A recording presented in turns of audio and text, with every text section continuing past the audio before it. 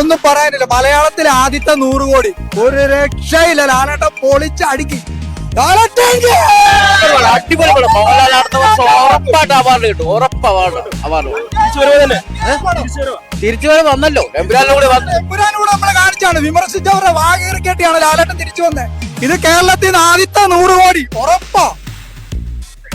കാലം കഴിഞ്ഞെന്ന് വിധി എഴുതിയവരോടും വിവാദങ്ങളിൽപ്പെട്ട അടിച്ചമർത്താൻ ശ്രമിക്കുന്നവരോടും ഈ സിനിമയുടെ പേര് ഒരു അടയാളപ്പെടുത്തലാണ്. മലയാളത്തിലെ ഏറ്റവും മികച്ച നടനായും താരമായും മോഹൻലാൽ തുടരും. ഇതിനപ്പുറം ഒന്നും വേണ്ട. ഇപ്പോൾ ഒന്നും ചെയ്യാനില്ല. പൊന്നു ശേഷം അടുത്ത ബ്ലോക്ക് ബസ്റ്റർ. Excellent movie. എല്ലാ ടൈപ്പ് ഓഡിയൻസിനും ഇഷ്ടപ്പെടുന്ന മൂവി ഇതാണ്. എമ്പുരാനെക്കാട്ടും 10 ഇരട്ടി നല്ല.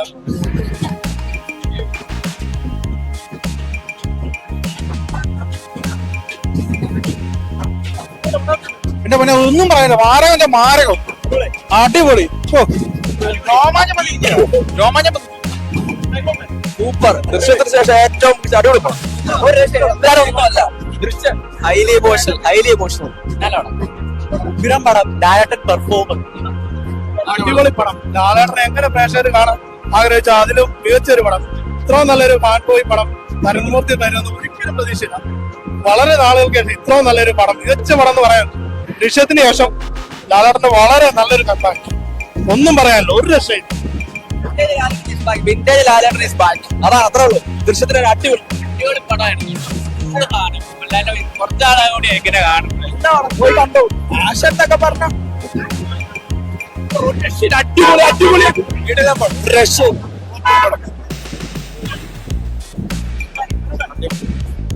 അടിപൊളി അടിപൊളി പൊളി പൊളി.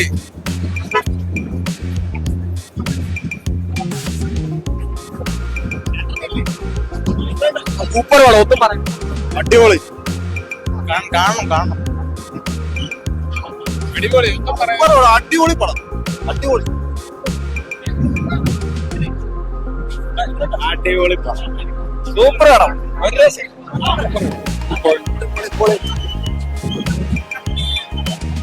നല്ല പടമാണ്. നല്ല പടമാണ്. അടിപൊളി പടം. ഫാമിലിക്ക് ഇഷ്ടപ്പെടും.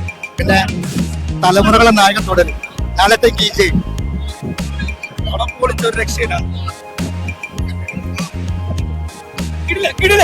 അനുഗ്രഹിച്ചിരിക്കും.